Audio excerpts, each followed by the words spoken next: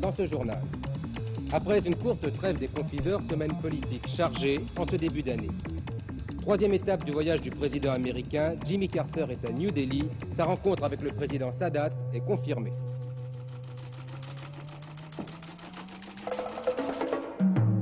Bonsoir. Le jour de l'an, c'est, ou ce doit être, un jour de fête pour tout le monde.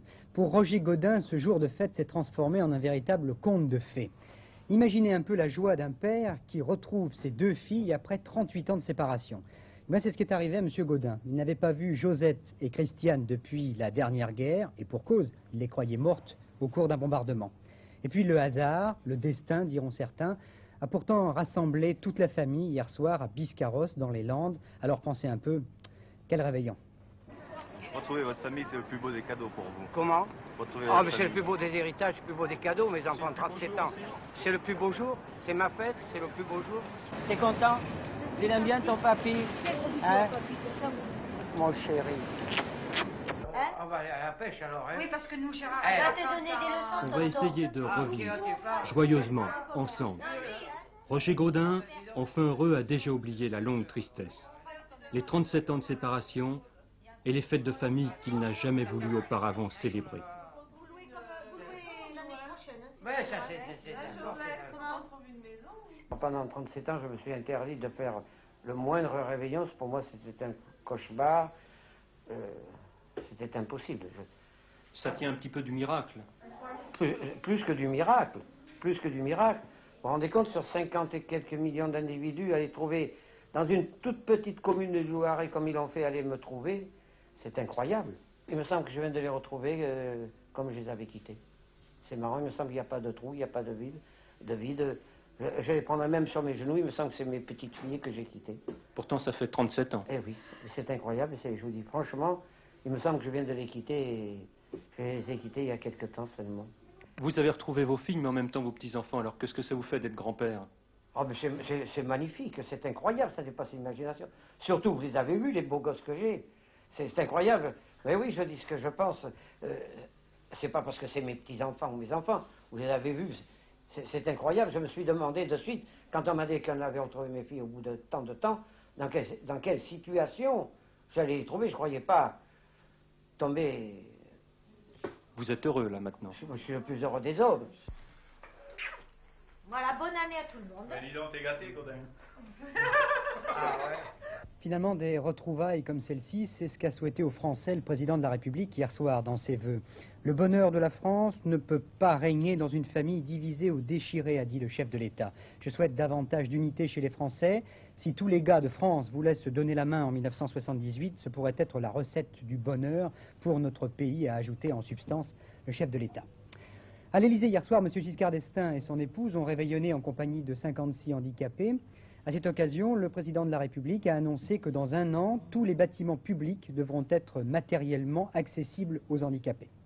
Prochainement, a-t-il également précisé, une garantie de ressources fixée par rapport au SMIC sera mise en place pour les handicapés. Depuis ce matin, 1er janvier 1978, un certain nombre de mesures économiques et sociales sont entrées en vigueur. Jean Pézieux nous les remémore. 1 million de Français, des inactifs, n'étaient pas couverts jusqu'ici par la sécurité sociale. Ils pourront l'être dès cette semaine en s'affiliant au nouveau régime de l'assurance personnelle. Si vous n'étiez pas assuré, attention, il faudra que vous vous inscriviez vous-même car le nouveau régime n'est pas obligatoire. Dans la pratique, vous vous adressez dans 8 jours à la caisse primaire. Dans l'attente des décrets d'application, 6 mois, vous serez provisoirement affilié à l'actuelle assurance volontaire et vos cotisations seront réexaminées dans 6 mois. Mais dès à présent, conservez ordonnance et vignette pour vous faire rembourser. Pour tous les assurés, le plafond des cotisations de sécurité sociale est relevé de 10,8%, c'est-à-dire qu'en cas de maladie, le plafond des indemnités est relevé d'autant, 10,8%. Majoration également des prestations familiales à compter du 1er janvier. La base mensuelle est relevée de 6,3%. Le barème est amélioré selon le nombre d'enfants, cela joue à partir de 2, et une nouvelle prestation est créée, le complément familial, qui sera versé à 2 600 000 familles. Comptez une hausse de 200 francs par mois si vous étiez déjà bénéficiaire. Pour quelques 40 000 familles qui n'avaient rien et qui gagnent moins de 4 400 francs pour 2 revenus, le complément se traduira par un gain de 340 francs par mois. Les pensions vieillesse aussi sont majorées, hausse de 8,2%. Les femmes pourront partir plus tôt en retraite. Celles qui ont cotisé 37 ans et demi toucheront leur pension à taux plein, non plus à 65 mais à 63 ans. Quant aux mères de famille, le fait d'avoir élevé pendant 4 ans un enfant leur donnera droit à une bonification de 2 ans par enfant. Voilà, toutes ces mesures applicables depuis ce matin donc. Dans le domaine social, la première semaine de l'année 78 sera marquée par la poursuite du conflit chez Michelin. De nouveaux débrayages sont prévus mercredi et samedi à l'usine de Clermont-Ferrand. De leur côté, le 4 janvier, gaziers et électriciens CGT vont rencontrer leurs collègues de la CFDT pour envisager de nouvelles actions. En politique, il n'y a pas eu pratiquement de trêve pendant la période des fêtes. Et pourtant, Dieu sait si cela va redémarrer très fort à partir de demain. Et pour s'y retrouver, écoutons donc Daniel Brem qui feuillette pour nous l'agenda de la semaine à venir des principales personnalités politiques. Dès demain, le président de la République, à l'occasion des vœux du gouvernement et des différents corps de l'État, aura l'occasion d'évoquer les grands problèmes de l'heure. Monsieur Beur, au charbon, il tiendra l'affiche toute la semaine. Mardi, il arbitre pour le compte des équipes giscardo-radicalo-centristes qui jouent un peu trop la mêlée face à l'opposition. Mercredi, troisième réunion préparatoire aux objectifs d'action. Jeudi, face à face avec 500 chefs d'entreprise. Vendredi et samedi, séminaire à Rambouillet, rédaction définitive des objectifs d'action sous la houlette du chef de l'État. Samedi, 18h, meeting à Blois pour la révélation des 10 objectifs. Même accès de fièvre du côté de l'opposition. Monsieur Mitterrand donne mercredi le coup d'envoi de la campagne officielle du Parti socialiste. Pendant le week-end, le premier secrétaire du Parti socialiste, lui aussi, doit arbitrer entre pro et anti-nucléaire de son parti. Ceci lors d'une convention sur la défense. Elle s'annonce difficile. Côté communiste, conférence nationale là encore les 7 et 8 janvier. Monsieur Marchais maintiendra-t-il son accusation de virage à droite des socialistes ou proposera-t-il un pacte? À ajouter à cette folle semaine la publication du programme des Giscardiens le 5 janvier et peut-être l'activité de M. Chirac dont on ne connaît pour le moment ni les intentions ni les rendez-vous. Et puis l'un des grands événements de cette première semaine de janvier sera bien évidemment l'arrivée à Paris mercredi du président Jimmy Carter. Le jour même de son arrivée, il rencontrera M. Giscard d'Estaing à l'Élysée. Le lendemain, il ira visiter les plages du débarquement de juin 1944 en Normandie. Aujourd'hui, poursuivant son périple international, le président américain est arrivé à New Delhi, en Inde, venant de Téhéran. Téhéran, d'où il a annoncé hier soir qu'il rencontrerait le président Sadat le 4 janvier prochain à Aswan. Pour sa troisième étape, Jimmy Carter a reçu un accueil chaleureux et coloré de la part des autorités et de la population indienne à New Delhi.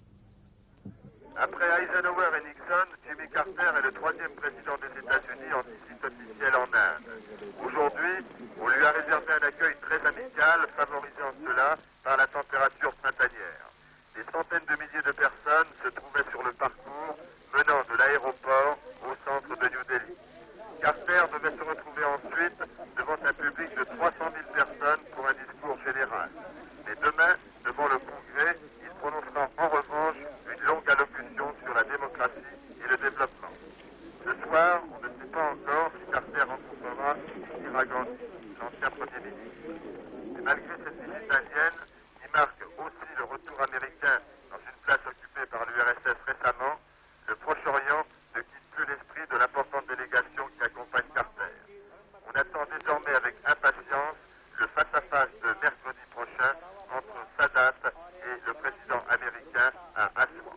Carter veut ainsi apporter la preuve que Sadat n'est pas isolé dans le monde arabe, surtout depuis Téhéran, où le roi Hussein de Jordanie a laissé percevoir son intention de se joindre à l'Égypte pour aborder une nouvelle phase dans le processus de paix amorcé il y a un mois à Jérusalem. Le roi Hussein de Jordanie, qui a rencontré ce matin le président américain à Téhéran, a déclaré qu'il n'avait pas l'intention pour l'instant de s'installer à la table des négociations où ont déjà pris place l'Égypte et Israël. Ce sera possible plus tard, éventuellement, pas pour l'instant. Mais bien sûr, tout le monde, en ce moment au Proche-Orient, attend le sommet, donc Carter-Sadat, du 4 janvier prochain à Aswan. Monsieur Edgar Faure, le président de l'Assemblée nationale, qui vient d'effectuer un voyage au Koweït et à Bahreïn, 2 Émirats du Golfe Persique, s'est arrêté pendant 3 jours en Égypte. Et il a eu l'occasion de rencontrer celui que tout le monde pratiquement considère comme l'homme de l'année 1977, c'est-à-dire le président égyptien Anwar el-Sadat. Ouais. Bien, comment allez-vous, Monsieur le Président? Je crois qu'on veut nous photographier ensemble. C'est un grand honneur pour moi. Avec l'homme du destin. Monsieur Edgar Faure a été reçu pendant 1 heure par le président Sadat au lendemain du discours du président Carter en Pologne. Discours dans lequel celui-ci se déclarait partisan d'une patrie palestinienne. Le président Carter a dit qu'il était partisan d'un État palestinien, ce qui veut dire favorable à l'autodétermination, à condition que cet État soit lié d'une certaine façon à la Jordanie.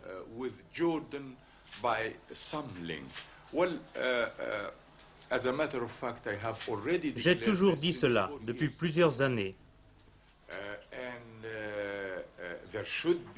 Il devrait y avoir certains liens officiels et déclarés entre le nouvel État palestinien et la Jordanie.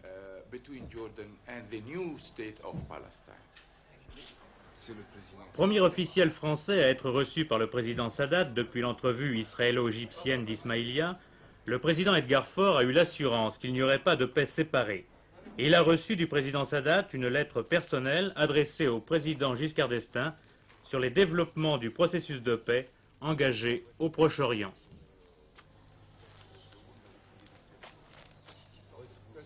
Je crois que le président Sadat est un homme résolu dans ses desseins. Il est convaincu d'avoir déjà obtenu des résultats, d'avoir débloqué la situation, d'avoir gagné des années, d'avoir conjuré la guerre. Et pour ma part, je ne pense pas qu'il ait tort, mais en même temps, il est conscient des difficultés, il analyse très rationnellement toutes les données du problème. Avant de venir ici, à Soir, Monsieur le Président, vous étiez au Koweït, vous avez rencontré beaucoup d'Arabes ces derniers jours. Est-ce que vous pensez qu'il pourrait un jour rejoindre le Président sur sa route? Si vous voulez bien, je ne vais pas me prononcer sur le fond du sujet. Je vais m'en tenir aux indications que je vous ai données, mais je veux insister sur le point suivant. Le président Sadat m'a dit qu'il attachait beaucoup d'importance au rôle de la France, que la France, selon lui, avait un rôle important à jouer dans le dénouement de cette grave crise. Il compte beaucoup sur la France et d'ailleurs il se réfère beaucoup aux pays européens et à l'opinion publique européenne dans la traverse où il se trouve placé.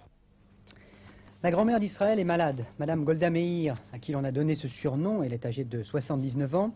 Madame Golda Meir a été hospitalisée hier soir à la suite d'un évanouissement. En fait, les médecins ne sont pas très inquiets pour sa santé. Coïncidence d'ailleurs, le Premier ministre M. Begin et le ministre de la Défense Ezer Weizmann sont malades, eux aussi, ils ont la grippe. Ils n'ont pas pu assister ce matin au Conseil des ministres hebdomadaire à Jérusalem. Le conflit entre le Cambodge et le Vietnam, à la lecture des journaux de Moscou et de Pékin, c'est maintenant très clair. L'Union soviétique prend parti pour Hanoï, tandis que Pékin se range du côté de Phnom Penh. Rien n'est officiel, mais de part et d'autre, à longueur de colonnes ou d'éditoriaux aujourd'hui, chacun a défendu son protégé. Et puis toujours dans les journaux de Pékin, fait rarissime, aujourd'hui, publication d'une photo de Charlie Chaplin, Charlot, dont les films évoquaient l'humanité exploitée et opprimée, dit le journal de Pékin. Des films d'ailleurs qui, par parenthèse, ne sont pas projetés en Chine. Premier attentat de l'année 1978, explosion d'une voiture piégée à Londres dans le quartier de Mayfair. Il y a 2 morts, 2 employés dans l'ambassade de Syrie. Les militaires, remplaçant les pompiers toujours en grève, ont réussi à éteindre rapidement l'incendie. L'attentat n'a pas été revendiqué pour l'instant. Et puis, premier grave accident d'avion pour 78. Un Boeing 747 de la compagnie indienne Air India a explosé en vol au large de Bombay. Il n'y aurait aucun survivant parmi les 213 occupants de l'appareil. Enfin, première grosse colère d'un homme politique, celle de M. Trudeau, le Premier ministre canadien, contre les indépendantistes du Québec. S'ils veulent se séparer illégalement du reste du pays, j'invoquerai les mesures de guerre et nous pourrons même utiliser les armes, a-t-il menacé. Beaucoup plus calme, mais très intéressante quand même, la crise politique qui a secoué la plus petite et la plus vieille république du monde. Je veux parler de la République de San Marino, située en territoire italien. Pourquoi cette crise ? Eh bien, la même question qui s'est posée dans certains pays d'Europe au cours de l'année 77, à savoir les communistes peuvent-ils accéder au pouvoir ? Pour l'instant, à San Marino, la réponse semble être non. Le drapeau rouge ne flottera pas sur le château de San Marino.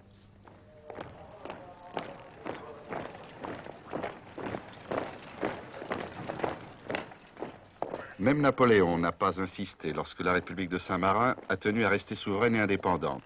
Cela fait 10 siècles environ que l'on respecte cette République qui s'étend sur 60 km², qui a assuré la tranquillité de ses 20 000 citoyens sans jamais utiliser son armée de 200 hommes. Rien ne semblait devoir changer. Et puis, brutalement, c'est la crise. Les socialistes réclament un gouvernement de gauche, une sorte de gouvernement de programme commun avec la participation des communistes. Pratiquement assiégés dans leur palais, les dirigeants politiques de Saint-Marin se demandent si leur pays ne sera pas le premier en Europe occidentale à avoir un gouvernement avec des ministres communistes. Notre objectif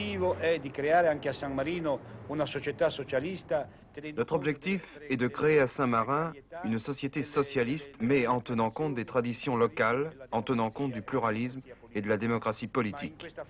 Évidemment, et dans l'état actuel des choses, c'est un peu prématuré de parler de socialisme. Nous voulons garantir les libertés démocratiques et réformer les structures économiques en vue d'une société socialiste.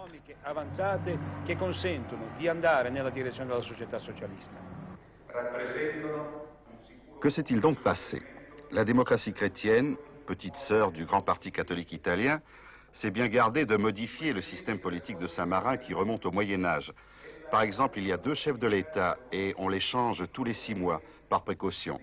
Mais pour le reste, le pouvoir est entre les mains d'une centaine de notables et il se trouve qu'ils sont démocrates chrétiens et qu'ils sont là depuis 20 ans. Ça suffit, disent les communistes. Nous sommes en mesure de gouverner avec les autres partis de gauche. La démocratie chrétienne s'obstine. Il n'y a pas de raison de changer.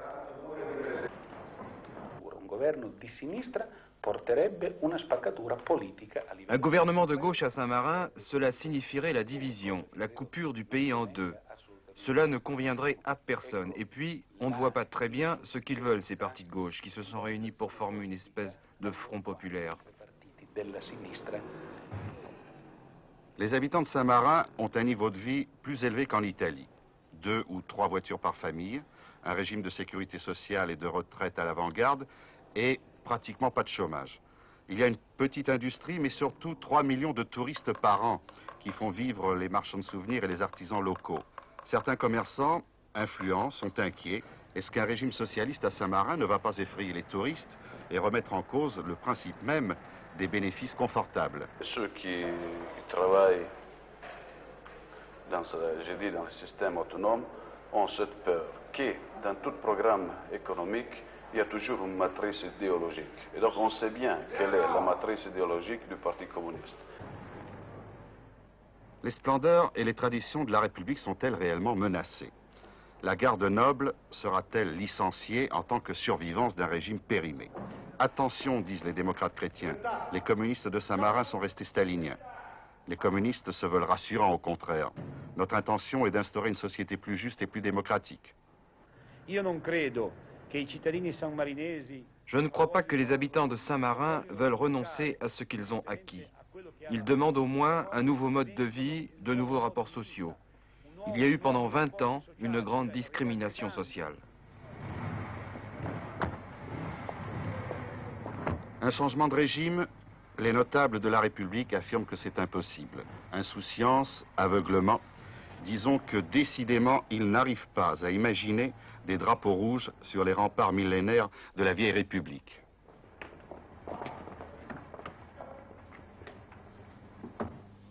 Il y avait un tiercé aujourd'hui à Vincennes, résultat 6, 15 et 11. Mais Bernard Rapp, je pense que nous venons de recevoir les rapports à l'instant. Oui, d'abord les chevaux qu'il fallait jouer sont en effet le 6 ou le 15, Iriam, et le 11, Héros de Bizia. La combinaison gagnante est donc 6, 15 et 11, comme vous le disiez. Quant au rapport, eh bien, ce sont de 40 192 francs 50 dans l'ordre pour 5 francs et de 2166 francs 50 dans un ordre différent, toujours pour 5 francs. Merci Bernard. En sport, à Sao Paulo, il pleuvait fort sur la grande route pour la corrida de la Saint-Sylvestre. Cette course à pied qui est disputée tous les ans dans les rues de la ville. L'orage n'a pas empêché le Colombien Tiba Duiza de gagner la course. Et puis en sport automobile, dans quelques jours, premier Grand Prix de la saison 78, le Grand Prix d'Argentine, comptant pour le championnat du monde des conducteurs.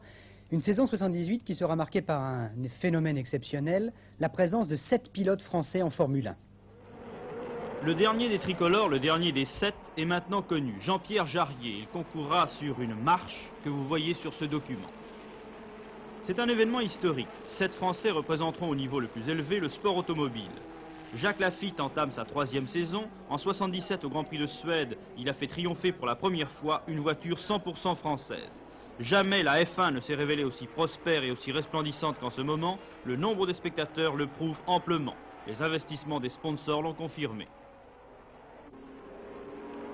Ce que je souhaite, c'est que l'expérience que j'ai acquise et qu'on a acquis avec l'équipe va nous permettre l'année prochaine de, non pas de gagner une course ou deux, mais 3-4 courses et d'essayer de représenter, de faire encore beaucoup mieux qu'on a fait ces 2 dernières années, parce que c'est très difficile la Formule 1, les gens ne se rendent pas compte le degré de technicité, soit parce que Ferrari est arrivé avec des gros moyens et maintenant tous les gens sont en train d'étudier, de travailler comme Ferrari.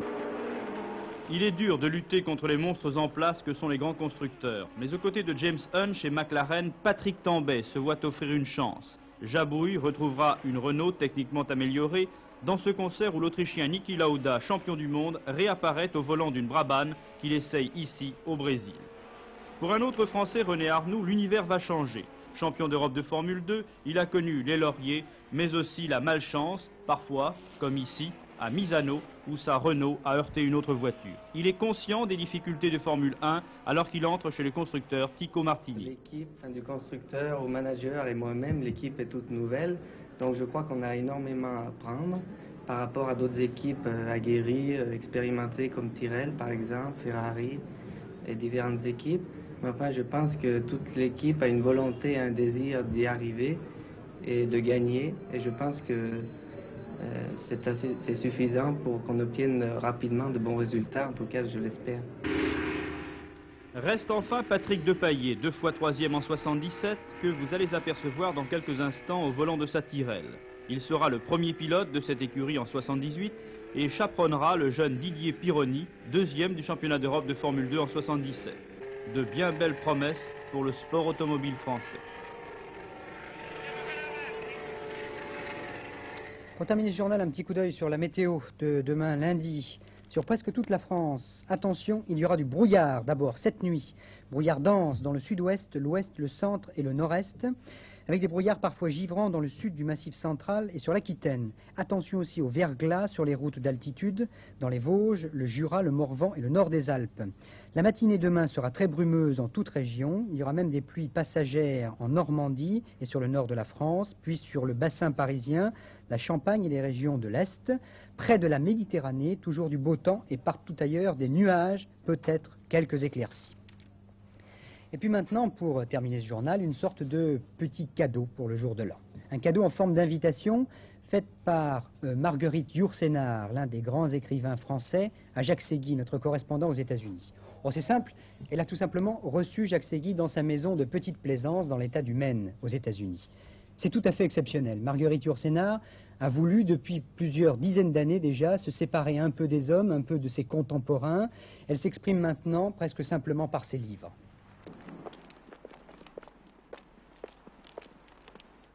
Ce qui me paraît le plus important et le plus grave, ce sont des choses qui malheureusement ne font pas toujours la première page des journaux, de quoi qu'on commence à en parler de plus en plus, c'est l'usure et le gaspillage de nos ressources, l'appauvrissement du monde naturel. Le Maine est le dernier État du nord-est des États-Unis avant le Canada. Marguerite Yourcenar vit ici depuis 30 ans. J'ai même des visiteurs que je n'ai pas envie de recevoir, que je suis quelquefois forcé de fermer ma porte. Les gens qui arrivent pour me demander, par exemple, des conseils sur la littérature, la manière de parvenir en littérature. Alors je tâche d'éviter ces gens-là. Et puis j'ai aussi, bien entendu, des amis. Aujourd'hui, ici, nous sommes sur le lieu de résidence de votre première maison. Vous avez habité ici il y a 30 ans. Une petite cabane, enfin. Très agréablement placé auprès du torrent. Et d'ailleurs, ce torrent, je l'ai entièrement nettoyé moi-même, enlevant les troncs d'arbres qui l'encombraient, etc. C'était à ce moment-là mon torrent. J'ai même essayé de l'acheter, mais c'était trop compliqué. Une île pour la solitude, entre le ciel et la mer, mais rattachée aujourd'hui, et depuis peu, à la terre par un pont minuscule. L'île s'appelle le Mont Désert, ainsi baptisé par Champlain, le navigateur. Et alors je vous disais que cette prairie que nous avons en face à droite était la prairie des Jésuites, où un groupe de jeunes Jésuites français avait débarqué en, si je ne me trompe, 1613, et on les envoyait évangéliser le Canada. Marguerite Yourcenar a choisi la simplicité, d'autres diraient la réalité. Elle ne se dit pas écrivain, c'est-à-dire adepte du monde littéraire, mais elle écrit. Depuis 50 ans, connue depuis 10 ans seulement du grand public. C'est moi qui fais toute la cuisine dans cette petite maison. Je balaye les feuilles mortes, enfin je m'occupe de tas de choses. Vous fabriquez votre pain? Je fabrique mon pain, je promène le chien, je téléphone à l'épicier, j'ouvre la porte quand les gens frappent. Ses voisins s'appellent les Rockefeller, pourtant ici, ce n'est plus l'Amérique. Sa maison s'appelle Petite Plaisance, maison de bois, rustique.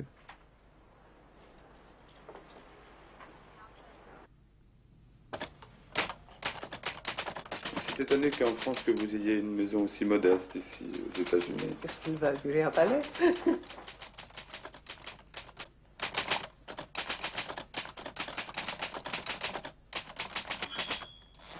Voici les ancêtres de Marguerite Yourcenar qu'elle a regardés à la loupe dans son livre Archives du Nord. Ancêtres paternels, famille flamande, les Clenverques de Crayencourt, qui ont traversé 3 siècles avant d'arriver à elle. Nous sommes les descendants d'1 million de personnes, dit Marguerite Yourcenar. Il faut regarder les individus dans la perspective du monde et non pas par rapport à soi, dit-elle encore. Vous écrivez en regardant dans les siècles passés, mais vous êtes un personnage du temps présent. Vous êtes au hit parade, c'est une expression qui peut vous heurter. Non, pas du tout, pas du tout, pas du tout. Après tout, on écrit pour être lu. Mais enfin, il est très naturel qu'un écrivain qui ne se place pas dans la mode, qui choisit de suivre sa ligne, mette un certain temps à être lu et surtout à être très lu.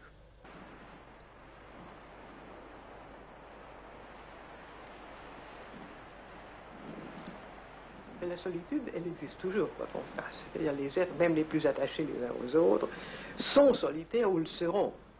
On est malade pour soi-même, on est malheureux pour soi-même, c'est-à-dire que les autres n'entreront jamais tout à fait, même la famille ou les amis les plus dévoués ne comprennent pas très bien ce qui se passe quand nous sommes malheureux ou malades. C'est à nous de nous sortir de tout ça. Quand nous avons quitté Marguerite Yourcenar, la neige, donc, venait de s'installer à Petite Plaisance, pour de longs mois. Dans 2 ou 3 ans, Marguerite Yourcenar écrira le 3e chapitre de ce qu'elle a appelé le labyrinthe du monde. Après Souvenirs pieux, Archives du Nord, ce sera, quoi? L'éternité.